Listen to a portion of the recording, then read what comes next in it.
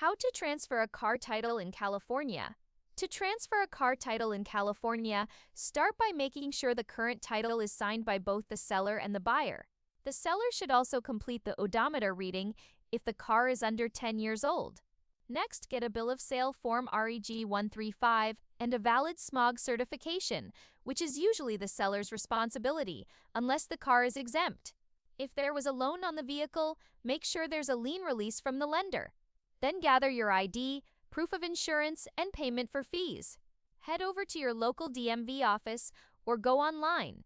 You'll need to submit the title, bill of sale, smog certificate, and any required forms. Fees include a $15 title transfer fee, registration fees, and use tax based on the car's value.